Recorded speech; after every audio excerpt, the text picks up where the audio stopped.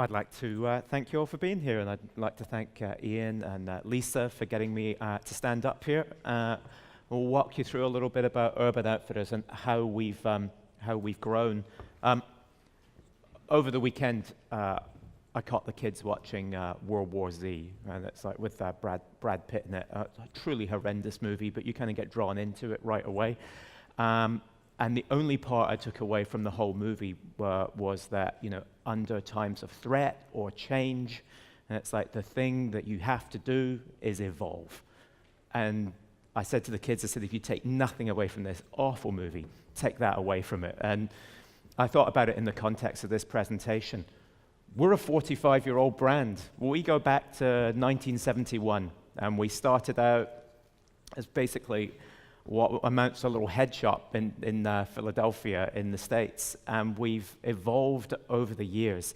And what's been important to us is to keep track and stay a little ahead. So we've gone through multiple channels. We started with stores. We've added mail order to that. We were early into the internet. We've gone on from there to have concessions and wholesale, and we've got licensees, and it's taken us around the world in doing that. And part of what we've done is like really use the channels where they matter in countries. We could lead into a country with the web, we could lead into the country with wholesale. We'll make decisions on that. But underpinning it is really the brand. And you can see it's really about romance and staying with a customer and staying focused on a customer.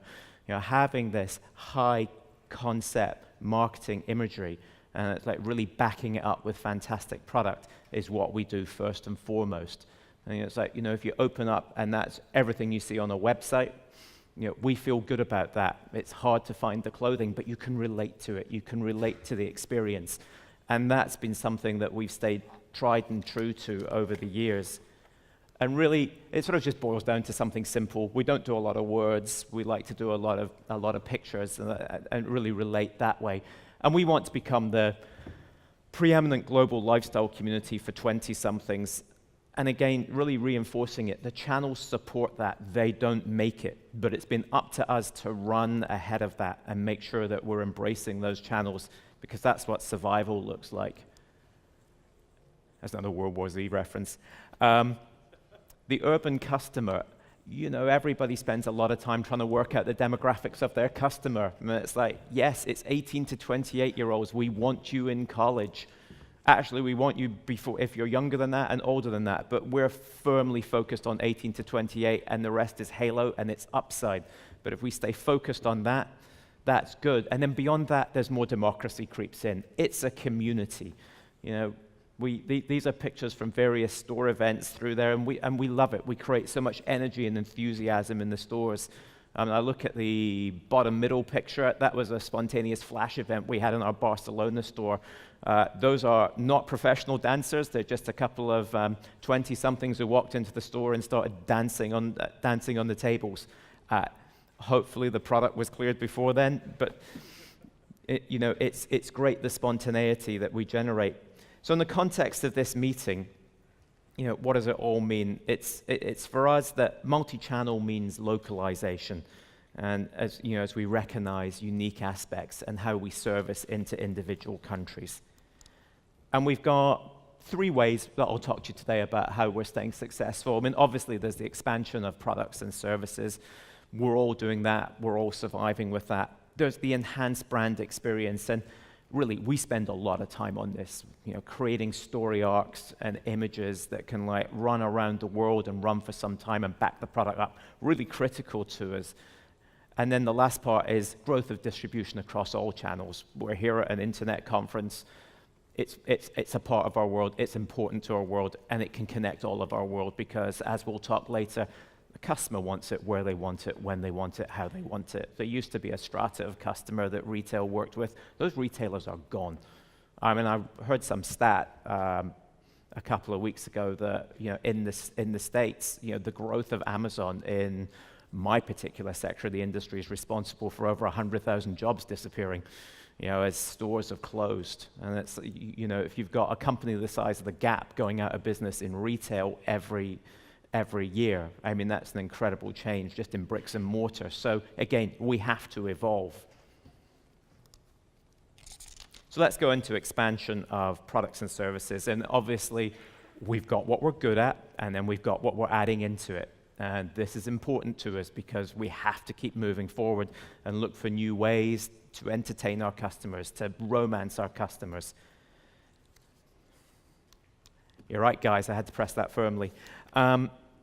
Expansion of products and services, we do all this. You know, we do beauty, we do intimates, we do shoes, and we do home, but we've increased the penetration of them. Some of these businesses have grown triple digits for us over the last few years, and this is as we move in and out of the customer's needs, and we create a lifestyle brand that's more than just about the clothing. And if we do this right in terms of the product, the channels will follow. That doesn't mean there's no heavy lifting to be done with that, but we have to think about that, and we have to put that first. And then we offer the new. I mean, clearly, in the States, there's the whole thing on athleisure, as they call it, and that's our without walls concept, where we're offering sportswear. Interestingly, bottom left-hand corner, we've got food and beverage. We have large stores. Traffic's on the decline across, particularly in North America, but we see it everywhere else. And it's like, how do you start to accommodate that and change the use of the stores? It's not quite an Uberification of what we're doing, but we're taking the space. We'll maybe have a band play. We'll have food and beverage. As a company, we recently acquired actually a chain of pizza restaurants that, you know, maybe one day we'll start to incorporate into more of our stores. It increases the residence time. It increases the reasons for people to go to the stores, and we can connect with them there. A couple of other important pieces to it is like we create a real community. It's a real community of individuals that we put together. And it's very culturally, it's an important cultural identity to us. And then the last part is music. We've been in music since we started in 1971. We were selling vinyl in 1971. I imagine we'll be selling vinyl in another 45 years' time. And how do you take that experience then onto the web and link it? It's more than just about selling you LPs. It's about how you have that music experience that was in the stores and was really important in the stores, and take that into other channels. And we'll talk about that a little more as we get into it, but it's important to recognize that we move with our customer, we move with them in channels, and we move with them in the stores. Enhancing the brand experience. You know, we create immersive store experiences, and when I talk about store, I talk about any and all places where we will retail. So when we refer to stores in our company, it captures the web, it captures the wholesale doors, it captures the concessions. And then this captivating content and imagery that just runs through everything we do. You know, we're constantly supporting, refreshing our vision. It's about these story arcs that the customer can live through and like find a lifestyle that works for them. And then obviously it's engagement anywhere, anytime, literally any place. So immersive experience. I mean, for those of you who've been in an urban store, we just want to do it differently. You know, it's crazy hand-carved signage. It's crazy assortments that are mixed, and it's like help you to outfit. And again, that flows onto the web in terms of like we like to give the customer cues on how to outfit. It's not that going in, it's the block of t-shirts, it's the block of jeans. We'll put together an outfit and really start to tell you how we think it comes together from our buyer's perspective and really relate that to the customer. And again, these individual shops are important. And one of the businesses that's been tremendous for us in all channels has been home. That's a business that's really, you know, it's connected the dots across the channels. The customer can buy it online, pick it up in store. They got into that early with this. They get into the lifestyle setting that is online, and they like to see the showrooming that goes on in the stores. Incredibly important for us. But then there's captivating content. And again, we come back to, we'll work with other brands. It's not just about us, it's about selling other brands that complete our assortment. You know, we don't have all the answers on what the customer wants in any given season. We don't have all the best brands. In fact, you can't actually buy anything with our own brand name in it. We come up with our own sub-brands, and we'll weave in other brands. Grenson's a very obvious one in there, but you're just as likely to run into Cheap Monday or Levi's or maybe some MM6, and it's like it becomes more relevant to the customer. And if you think about how to grow internationally, having that ability to localize by changing that content from market to market, even store to store, becomes incredibly important for us. I mean, the obvious example is that, if we're selling a pair of wellies that have got Union Jacks on them, they're probably not going to sell that well on the German site. So, it's going to be different content that we're going to lead with. And again, we come back to a lot of music in here and being connected to bands, because we find all the time that's what our customers are out doing. They're very involved with music. They want to see bands. They're in the clubs. And it's like we want to be connected to that. That's incredibly important. And then that imagery, we can customize this by market. Again, we can localize it, but it's like giving looks that suit the market. So we might make one buy globally, but we'll cascade it down into the individual markets as our buyers see fit, and then really create lifestyle imagery that we can do very quickly and turn very quickly that support the story arcs that are going on in the business to really help us build out, a storyline that connects to the customer. And of course, you've probably seen a picture like this a million times. It's engagement anywhere, anytime, any place. I mean, the old US way of it is that if you were a store shopper, you stay the store shopper. If you're a web shopper, you stay the web shopper. And it was very stratified. And it's, that doesn't exist in America anymore. It certainly doesn't exist in this market. We found along the way that our customer residence time has fallen somewhat in the stores. But what did our research tell us? Our research told us they were actually spending more time engaged in the shopping experience because they were spending more time on their mobile devices before they actually got into the store. They're on the bus on the way in. I want to see it. And then they'd be more targeted in where they want to go. And that was a great learning for us, is how you sequence and take that arc from where they start their journey, which used to be as they walked in the door, to now maybe they started it when they got their email or some social content pushed to them.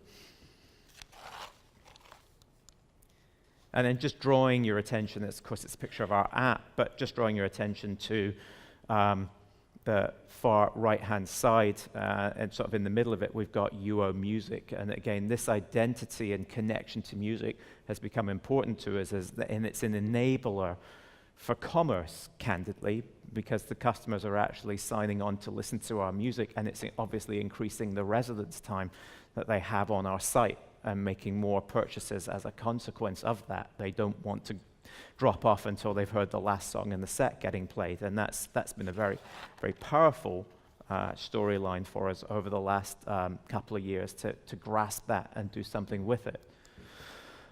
Okay. Growth of distribution across all channels. Well, how's it developing? And then, what are we doing with our categories? And then really, what are the new markets? And I'll give one example of a new market, because I know time's starting to run short. Apologies, the data's a little stale. We are a Fortune 500 listed company, and we're in a blackout period. So this is all from shareholder presentations of the past. But I think the trends are still relevant in here, where you can see that evolutionary aspect of our business, where we have, as of 2014, reached 25% of our revenues coming from direct-to-consumer, and that's not stopped. That's continued to grow and accelerate, and that's become a key aspect of how we look at the business. And within that, what was interesting, and I looked for one of our brands. We have a series of brands, Urban Outfitters probably being the best known.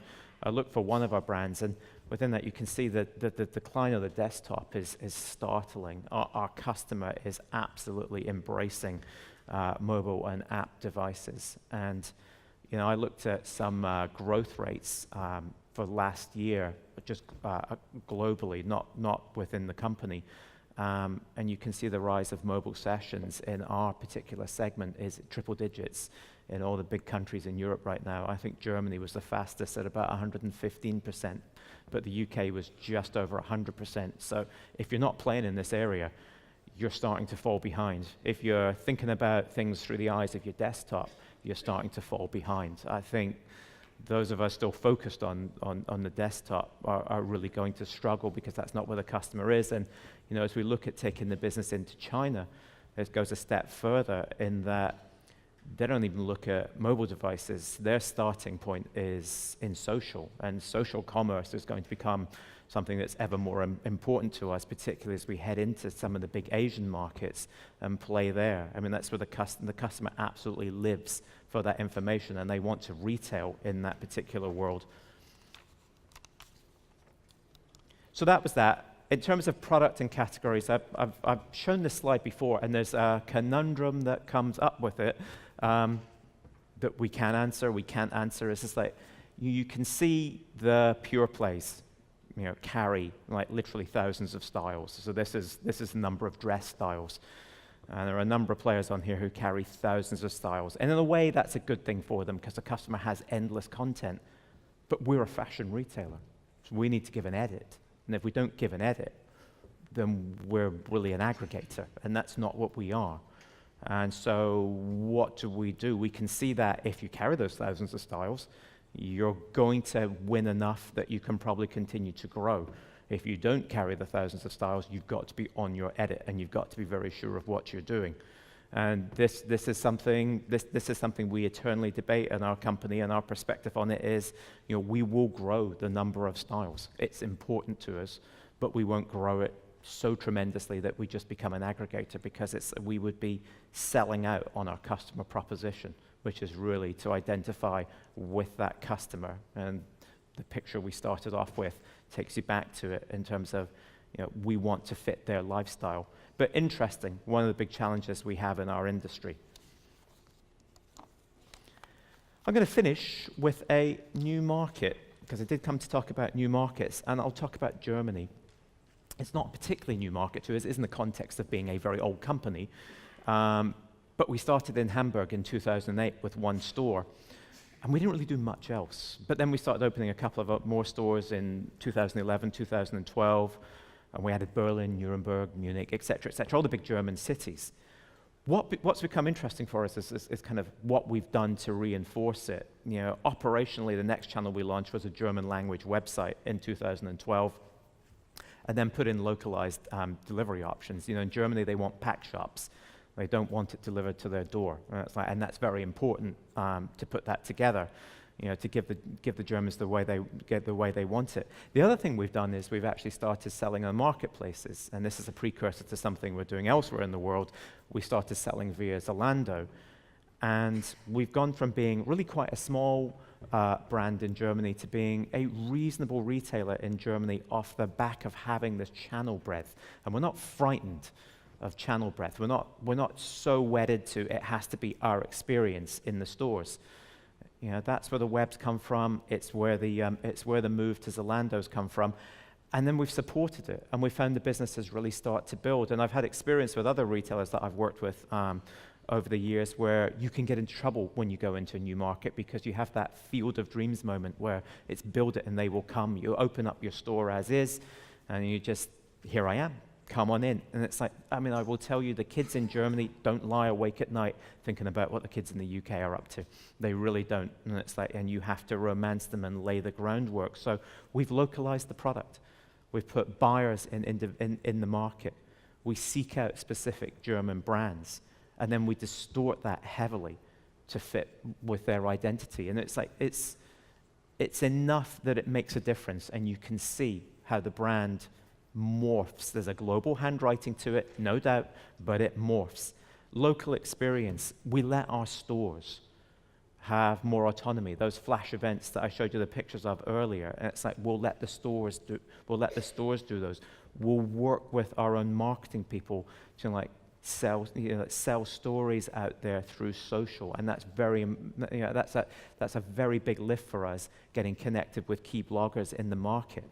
And then in terms of, we just have a bit of whimsy with points of difference, which is blend our unique sense of humor into what we're doing. So for example, we started out selling UK books in all our channels, and we couldn't find the German customers didn't like it.